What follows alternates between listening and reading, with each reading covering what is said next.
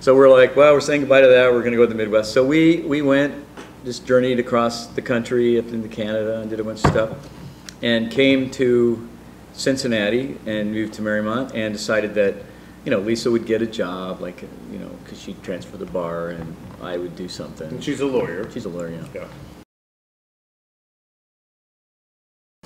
But the reality was, it took a year to transfer because there's all kinds of problems with places where we lived. They didn't file the, you know, New Orleans, you didn't kill anybody. Why should we fill out the paperwork, you know, like down here? So she couldn't. So she worked as a not paralegal, she worked as a secretary. So she's getting $8 an hour and I'm down like Micro Center, right? I can sell stuff, I know about a computer. They're like, you're too old, you know, that kind of thing. And I'm there like, well, I'll sell espresso machines, right? So I got a 3-state area with Marzocco and Ely. I'll sell that, and it's like people are like, well, I can get an espresso machine for $300, you know, and I can put corn in it, you know. I don't need to use like coffee like that, you know. I'm going like, whoa, where did I land? And so that was I mean, basically, there was no coffee culture. Well, I mean, you know, Highlands Coffee House and a couple of these things were like they use like, you know, water. They use like water heaters to brew the coffee with and stuff. But no espresso, even to speak of, really. No, it was really rare. In fact, one of the funniest things is I sent to the dealership like, map out your territory. So I map out this thing to send to Dr. Ely about this is our territory.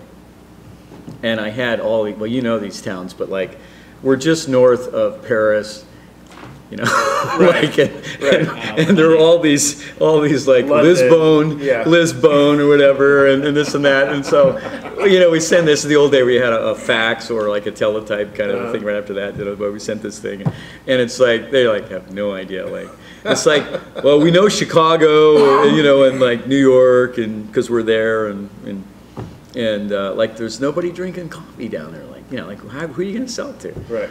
And that's our problem. See, so we, that's where, when he came out, you know, the Coffee Emporium here used to be, well, it's where it is in Hyde Park on Erie. Hyde Park. Downtown, yeah.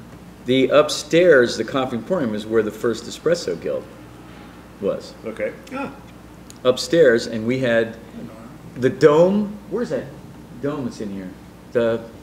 It's copper? It's up on top. Yeah, okay, you saw it. It says Coffee Emporium on the top. Oh, it does? Yeah, it's Coffee Really? Emporium. Yeah. Yeah, the original Coffee Emporium machine was a Victoria Arduino, which we actually have out at Nuva Simonelli. It's supposed to be getting rebuilt. Ryan out there is supposed to be doing it. But that was the original machine. So we had that as a training thing. And then Grant Tomlin, who was married to the woman that had Coffee Emporium, started Coffee Island, and we opened up, we had a cart at the zoo. We had a couple carts, put a couple carts together, and so started, that was 1980, what was it? No, 1991. Okay. I came in here. So then part of that was I met this artist guy, graphics designer, who was doing, oh, I know, when I first came to Cincinnati, that's what it was. I went to meet a Franciscan who was one of these like street theater clown theology clown kind of guy, and he was at Old St. George, the Franciscans. And so one of those guys. Yeah, because I mean, I was interested in, you know, like the whole idea. Name a dozen. Well, you know, the jesters and the whole tradition. I thought, hey, I'm really a jester. I'm not take it seriously. So I walked into Old St. George. Before it was old. No, this was St. George. This is the Franciscan Catholic. This is where Richard Rohr, you know, I mean, this was like the Franciscan monastery and the Catholic Church. This is not like. And that's where Rohr lived. And yeah, Rohr was in the Franciscan. Well, he had moved to the time, but he did his novitiate. So this is in Clifton, right by UC. Right. So I walk in there, and I'm like, my God, this hallway. Look at this courtyard. Yeah, it's gorgeous. I mean, every one of these windows, you could have have your own cathedral. And you could, if they just got rid of the sacristy, you could put this four-group Marzocco right there, you know? and like the musicians would come in here, and you'd have people in the tower that were doing Dale's crazy stuff, you know, like, I mean, like EcuNet or something, you know, and so, one little problem, the Catholic Church is the largest, like, religious organization of its kind, and they don't like your time. Right. And Cincinnati really doesn't really drink espresso. You know, so it's like, none of this is possible.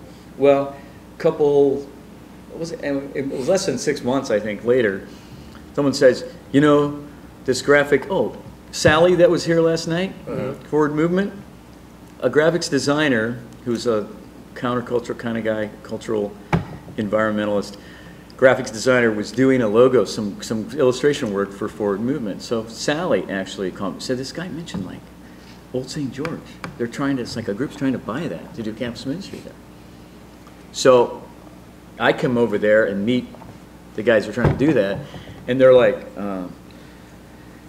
you know, well, we're going to do this Christian Ministry Center thing and kind of deal, and like, we'll do it. And it's like, well, you got to have a coffee house. Like, well, that might be a good idea. So it was like, and you know, it's a lot of money. So here you got like an acre right next to the University of Cincinnati with like an 800-seat venue with a gold dome, you know, and they want $500,000 for it. It's like, you know, what you get in Palo Alto for $500,000, you know, like a small condo, you know. So it's like how much, what other money do they want, you know, like, you know, something you can, like, for $4,000 a month on a more, even at the, you can get in an acre right next to the, and I'd been to this place. See, so they're like, so I rented an office there and started telling, this is Old St. George. It's a great, good place. You know, this and that. No, it's not. It's Christian Ministry Center. And we had this, I still have the sign upstairs. It's like stenciled. It's the ugliest, stupid sign you ever seen. Like Christian Ministry Center. It looks like a total like trailer trash. Crap. I mean, it just was so bad. Like, you're gonna put that on the front of, like, you know, this thing where these artists, this gold dome and this, and it's like, are you gonna sell used cars out front? You know, are you gonna like you know, scratch and sniff lunch or something? Like, what is going on here? So I rented an office and had a couple of espresso machines. So the Christian Ministry Center bought. Well, no, they hadn't bought it then. Okay. The monks were still living upstairs, and we had like 3 offices in the front. So I rented one and started my, hey, I was gonna have a coffee house and then I said, we're gonna do a bookstore. And so when we raised the money, you know, anyway, long story, I became assistant director. And then became the director. And when I became director, it was possible to say, hey, come on, like, we're gonna have like computers, media tower, servant leadership school. Just everybody wanted to come. And so we had the Cincinnati folk life and the Celtic music. I mean, all these musicians came, and the monastery filled up. Well, you met Bertan last night. He lived there, but we had intentional community in the monastery. We had everybody. It was a neutral, you know, ground. So that jumps from 1993 to 2005. 12 years took care of that. So that's it. And what? How did that end? How did that? Yeah. Well, we had to sell it. Yeah. I mean, we raised, you know, $500,000, whatever, to fix this and fix that. By the way, my son they just invested $600,000 in it to do roof and some gutter work, and it is going to be they're going to get $10 million and turn it in, the whole property, into a boutique, like a hotel thing, and an event. They're going to totally restore the spires and the whole bit. Really? Wow. Yeah. So that figures, like, you know, you work your butt off. Hey, $500,000, a lot of money. It's like, hey, we just put $600,000 in the gutters, and like, skips a generation, right? Because your son is now working for the. Yeah, he's managing the property. I mean, they manage the whole. That's kind of a cool piece of the story. Yeah. Which, by the way, you know, Peter Block, as you know, telling, was the consultant to that group, and I was telling. You guys telling you this morning? Yeah, you're telling me this morning. Yeah, it was like, I mean, UC's got $1 billion endowment, you know, and they're like, I would say they aren't the most user-friendly kind of group to. I mean, if they can buy you, they'll buy you pretty. And so Peter Block recommended my son for this. They were doing national search, and here my son's like 25 years old or something. He was an intern. But he said he loves people, he listens to people, he's creative, this and that. So he became the director of that. And he was like, I'll do everything I can to see that.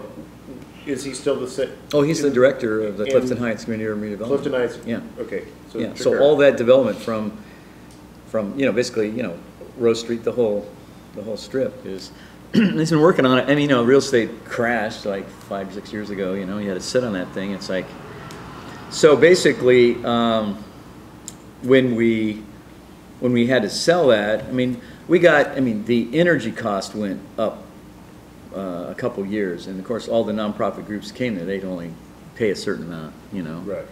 And we didn't have any reserves at all, and so we ran that thing on a $200,000 a year budget, and Pretty lean for pretty of which 2/3 of it was like mortgage and energy costs. Oh, yeah, at least.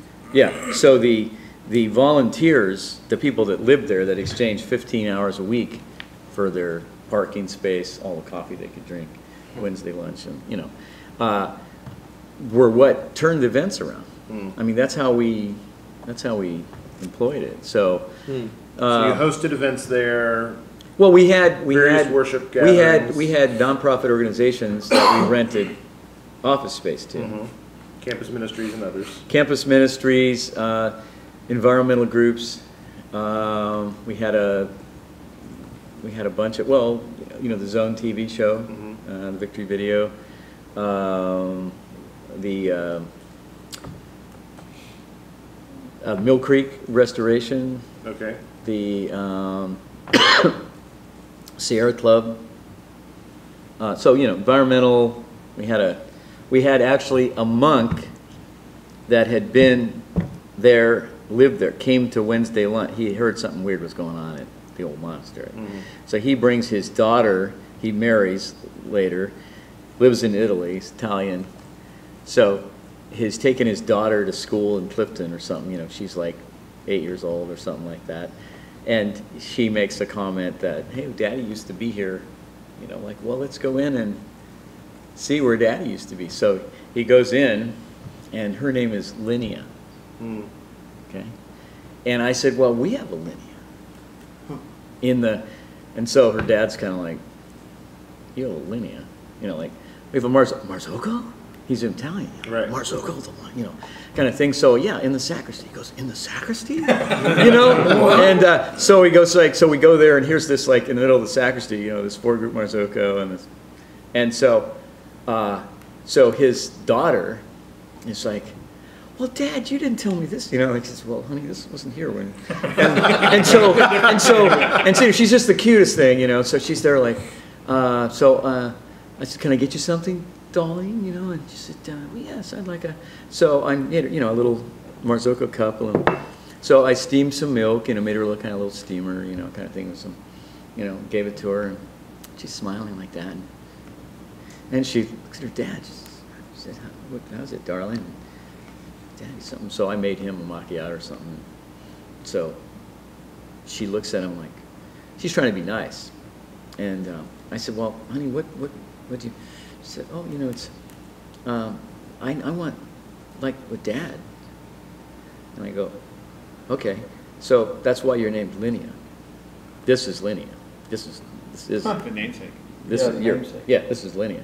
So anyway, so I made, and so Dave lives just a little ways away from, but Dave was a counselor. He was a monk then, got out and married, and then had these kids in Italy, his kids. But he comes back, and he's counseling offsite, and I said, actually, there's a room. One room available upstairs, and I want to say I think it was his room. Oh, really? Yeah, his room, and it was available. And so he came back and was doing spiritual formation. He's like a Enneagram teacher and a counselor, addiction, and so he came back and he had a chair that he counseled in that he got from Thomas Merton. So he brought that back in. Wow. To the only room that was available, Which was his former room. which was his former room. Wow. I want to say that if it wasn't his former room, I think it was, but it was Okay, like, okay. man, that was like, so he comes and he has an espresso machine now, and he was at the Richard Rohr thing that just happened, and yeah, so that's a good. So lots of ministry happened there, mid-90s to 2005. Energy costs go up. Energy costs go up. How do you transition to the next Well, phase of we of tried life? to sell the parking lot to develop it as a parking garage to pay off the mortgage, and there was just a lot of stuff going on where a lot of people wanted that property. UC wanted that property, Walgreens wanted that property, this and that, and so when we got behind on the mortgage, and they said, you know, basically they're gonna seize the property. My wife, who's real estate, everybody was kind of giving up. Okay, we can do, you know, it's $400,000 we owe, and kind of thing. And pretty much everybody like, oh, flee the burning ship, you know, like, you know, the best we could do, and you know, it happened to the early church, so it's happened to us, you know, kind of thing. And I've never thought that. but I mean, it was this thing, you know, dreams over, you nothing can do. And so my wife, she wouldn't say it this strong, but it's really obvious. Like, you know, okay, I know a lot of developers. I work with all the developers, and I know what this property's, you know, worth. Yeah. So we met with, I mean, one of her clients was the bank, and she did all this real estate. So we met with the president of whatever it was then at the time. We changed bands, you know, but said, look, the parking lot's worth this much, and so you know, it's a lot more than what we owe on the mortgage. So we can secure this in a different way to develop it. And so he thought, you know, he's an open guy, but the other division that was handling this just pushed the thing through and said, we're gonna seize it. And so the guy came out, well, that's not real money, like what it's worth. What it's worth is what somebody that's got money will pay for it. You know, the guy was like a total jerk.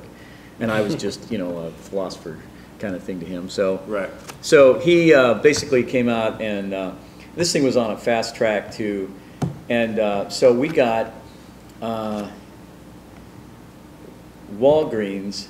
We had these developers making like bids on, but we got Walgreens that's got money, and they basically said, we'll give you $1.6 million in like any time between now and a year. And this is like a note, you know, like a letter of credit, right. Walgreens kind of thing. So it's like the bank's like, I mean, this is real money. Mm-hmm. This isn't like me talking. And so we had that year to finish all our events, you know, pay the mortgage out, and pay all our debt off. And we were going to go bankrupt. Mm-hmm.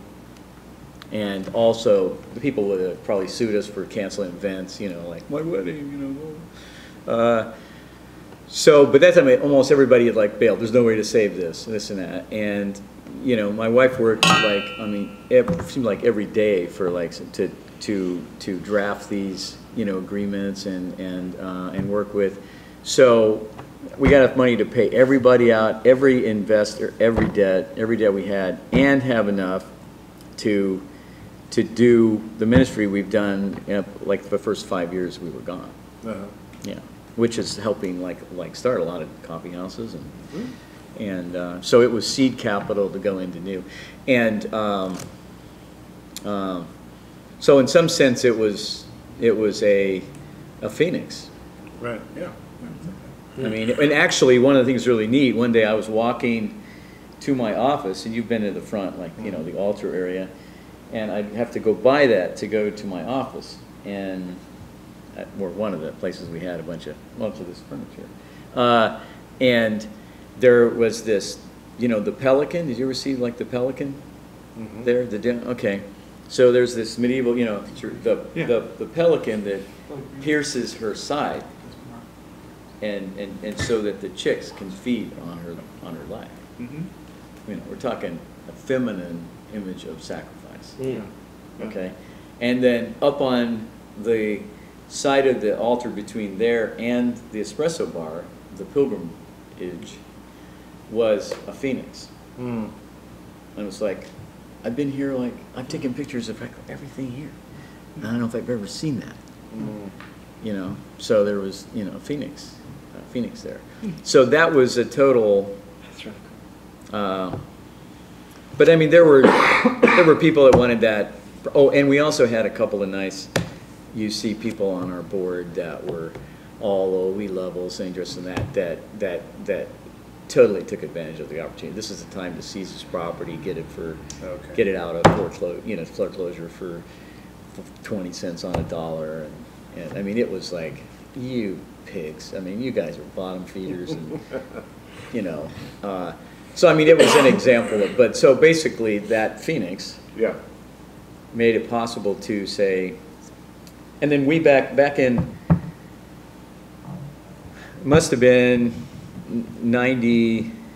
Well, we sold it in 2005. It was probably 2002 or something like. Anyway, we had Chris DeFerrio out and did latte art training for that's actually when Les was starting Rose Street, and he came down and I got on the board there, and they were talking about doing coffee, you know, better. And they had a really bad equipment and not really good training. So we put together, part of that was we were able to buy a Marzocco, a Clover, put this stuff in there as a Espresso Guild collective kind of thing, to train and to build a movement, really, in Cincinnati. So Rose Street, for Cincinnati folks, of course, Rose Street coffee shop started, part of University Christian Church, started 2003, right? Because they're celebrating their 10 years, I think, this year. Yeah. Les Stoneham helps get that started, doesn't know a lot about coffee, connects with you, you develop that relationship. And that's part of the sort of the beginnings of a sort of third wave coffee culture in Cincinnati, right?